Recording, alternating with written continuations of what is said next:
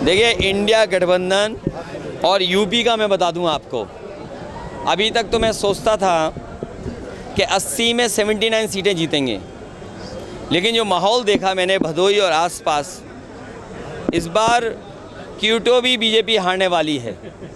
और क्यूटो को हराने वाले कोई नहीं है, उनके अपने लोग हैं जो हरा रहे हैं उन्हें। आजमगढ़ में बार बार आरोप लगता है कि यहाँ पे गतिविधियाँ जो भी थी, जो उनके सहयोगी आप थे, उनको घर मकान नहीं मिल पाता, हमने उनको मकान दिया। आप ये बताओ, कोई मुख्यमंत्री केस वापस नहीं ले सकता है। हालांकि हमारे मुख्यमंत्री विशेष थे जिन्होंने अपने केस वापस लिए। अंतोगत्वा कोर्ट तय करता है। इन्हें बताना चाहिए कि पेपर लीक में इतने नौजवान नौकरी करना चाहते थे, आपने उनका जीवन क्यों बर्बाद कर दिया। अग्निवीर जैसी व्यवस्था लाएं आप, क्या आप सीमा की रक्षा इनसे करवा लेंगे? आप 4 साल की ट्रेनिंग में, 4 साल की नौकरी में क्या चीन जैसा बड़े देश से मुकाबला कर लेंगे? आपकी ज़मीनें कब्जा कर रहा है। और मैं कह के जा रहा हूँ आपसे, आप किसी भी बीजेपी वाले से पूछेगा कि रिजांगला का जो मेमोरियल था, जो कभी बनाया था हमारे फ़ौज ने, जो फ़ौज हमारी बहादुर फ़ौज थी जिसने चीन से हमारी ज़मीन बचाई थी, और जो शहीद हुए थे उनके बारे में कहा गया कि आखिरी बॉडी तक और आखिरी बुलेट तक फ़ौज लड़ी थी। आखिरी आदमी जो फ़ौज का था वो भी लड़ा और आखिरी बुलेट तक वो लड़ाई चली थी। दुनिया में ऐसी लड़ाई नहीं हुई, उसमें हमारे फ़ौज के लोगों ने ज़मीन बचाई थी। वो बहादुर फ़ौजियों के याद में मेमोरियल बना था, वो मेमोरियल छीन लिया चीन ने। लेकिन हमारे ये बहादुर लोग, बीजेपी के लोग चुप बैठे हुए हैं। क्या इनके पास है? इसलिए मैं कह रहा हूँ, मंत्रिमंडल तो बदलेगा ही बदलेगा, मीडिया मंडल भी बदलेगा। और लो, उनके पंडाल देख लो, लोग गायब हैं, आ नहीं रहे हैं। अधिकारियों को या कर्मचारी जो सरकारी हैं, आप बेहतर जानते हो, उन्हें कपड़े बदल करके बैठा रहे हैं और हमारे कार्यक्रम में कम फोर्स लगा करके, और उन्हीं के बीजेपी के लोग लाल टोपी लगा के या लाल गमछा डाल करके हमारा कार्यक्रम खराब करने आ रहे हैं। परिवारवाद कर रहे हैं कि परिवार तक सीमित रह जाए। देखिए, जो लोग परिवारवाद कह रहे हैं उन्हें कम से कम यहाँ किसी मंदिर में जाके संकल्प ले लेना चाहिए। वो क्या किसी परिवार वाले को टिकट नहीं देंगे और किसी परिवार वाले से वोट नहीं मांगेंगे। आप लोग लगातार महंगाई बेरोजगारी की बात कर रहे हैं, जब पूर्वांचल के चुनाव आते ही बीजेपी जो इंडिया अलायंस तरफ आएंगे तो हिंदू खतरे में होगी। देखिए, कोई खतरे में नहीं है। भारतीय जनता पार्टी का सफाया होने जा रहा है। मैंने जैसा कहा कि ये जो अभिनय करने वाले लोग हैं, दिल्ली वाले और यहाँ वाले, इनकी पिक्चर पिट चुकी है। इनकी कोई पिक्चर देखना नहीं चाहता, शो में जाना नहीं चाहता इनके। और ये लोग बुरी तरह हारने वाले हैं क्योंकि जनता के लिए इन्होंने कुछ नहीं किया।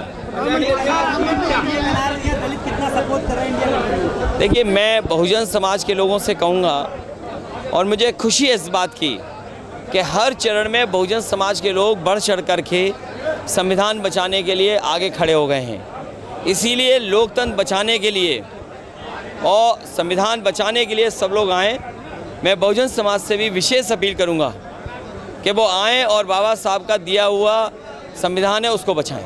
मोदी लगातार 2 बार दौरा कर चुके हैं और सीएम लगातार 3 बार दौरा करके गए हैं। उनका लगातार यही भाषण आता है कि सपा ने आजमगढ़ को आतंकगढ़ बना दिया था और हमने 10 साल में बहुत कुछ आजमगढ़ में बदला है। देखिए, इन दोनों नेताओं को कुछ दिखाई नहीं दे रहा है, पता नहीं क्या है। ये जो पूर्वांचल एक्सप्रेस वे है, आपसे बेहतर कौन जानेगा। यहाँ का मेडिकल कॉलेज है, यहाँ की हवाई पट्टी है, यहाँ का एग्रीकल्चर कॉलेज है, यहाँ पे सब स्टेशंस हैं, जिला अस्पताल है, 100 बेड हॉस्पिटल हैं, एम्बुलेंस है आपके, और तमाम सुविधाएं जो दी गई थी वो समाजवादियों की देन है। अच्छा, भटौली गांव के लोगों का भी बहुत बहुत धन्यवाद। भटौली गांव के लोगों का धन्यवाद जो हमेशा अपनी जगह देते हैं जहां कार्यक्रम का आयोजन होता है। भटौली की जनता को धन्यवाद। जब भी कार्यक्रम हुआ है हमारी पार्टी के पक्ष में परिणाम आया है। ये शुभ जगह है। चुनाव बाद मिलेंगे, लेकिन आपके लिए फ्रीडम ऑफ प्रेस का दिन है। वो 4 जून फ्रीडम ऑफ प्रेस का दिन भी है। आपके भी आज़ादी उस दिन मिलेगी। उनका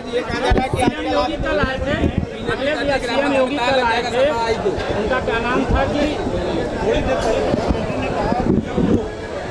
के लोग अगर चुनाव जीत जाए तो ये लोग सारे विकास कार्यों को ठप करें। ये हमारे मुख्यमंत्री जी उल्टा पुल्टा मुख्यमंत्री हैं। कभी 46 में 56 बताते हैं, योगा करने जाते हैं तो एक टांग में भी खड़े नहीं हो पाते हैं, डगमगाते हैं। तो उल्टा पुल्टा मुख्यमंत्री। और हमारे देश के जो प्रधानमंत्री जी हैं, काम कभी नहीं रोकते हैं। अगर काम कोई ख़राब किया है तो बीजेपी के लोगों ने किया। ये पूर्वांचल का एक्सप्रेसवे बहुत अच्छा बनना था, लेकिन उसको ख़राब कर दिया। एम्बुलेंस ख़राब कर दी। आपका मेडिकल कॉलेज में इलाज व्यवस्था नहीं है। तो जो विकास कार्यों को अगर किसी ने रोका है तो भारतीय जनता पार्टी है। ये शहजादे जो कह रहे हैं, शहजादे इस बार शहजादे ने शह भी देंगे और मात भी देंगे। और सच्चाई तो ये है कि 1 और 1 11 हो गए हैं और दिल्ली लखनऊ वाला इंजन आपस में टकरा रहा है। ये डर है उनको। अच्छा अखिलेश जी, आज बयान ये है कि अखिलेश जी की नाराजगी है, अंदरूनी नाराजगी है, कि पारिवारिक नाराजगी है, कि राजनीतिक नाराजगी है। आपका बोलने में नाराजगी झलक रही। किसी से नाराज़गी नहीं है। आपको खुशी होनी चाहिए कि आजमगढ़ में हमने अपना घर बनवा लिया। इन बीजेपी वालों ने नक्शा नहीं पास होने दिया तो हमने जुगाड़ से बना लिया। तो जुगाड़ कब तक चलेगा? जुगाड़ नहीं, क्या करें, बीजेपी वाले नक्शे नहीं पास कर रहे हैं तो घर बनाना पड़ा हमें जुगाड़ से। आपने तो आप सोचिए, आपको ये कहना चाहिए बीजेपी वालों ने घर क्यों नहीं बनने दिया। कितने धूर्त हैं ये कि अगर हम घर बनाना चाहें आजमगढ़ में तो घर नहीं बनाने दे रहे हैं। बताओ, जुगाड़ की बात कर रहे हैं तो आपने तो बूथ अध्यक्षों तक के और सारे के नंबर डाटा तक अपने पास बुला लिए, रख लिए। तो ये ज़रूरी है ना कि हमारा बूथ कार्यकर्ता कैसे जीते। ये इस बार बूथ पर हमारा कार्यकर्ता लग करके जिताएगा। धर्मेंद्र जी को कैसे आशीर्वाद दे रहे हैं? आशीर्वाद तो है ही है और रिकॉर्ड मतों से जीतने जा रहे हैं। ये सबसे बड़ा आशीर्वाद है। और सबसे बड़ी बात है जो जनता आशीर्वाद दे रही है इस बार। कमाल का वातावरण दिखाई दे रहा है, कमाल का समर्थन दिखाई दे रहा है। और कोई वर्ग नहीं है जो आज समाजवादी पार्टी इंडिया गठबंधन का सहयोग न कर रहा हो। और कमाल तो ये हो रहा है कि जमाली भी अब आ गए हैं। तो बताओ गिनती कहाँ हो गई अब। चेहरे में चेहरा ढूंढ लेंगे कौन होगा।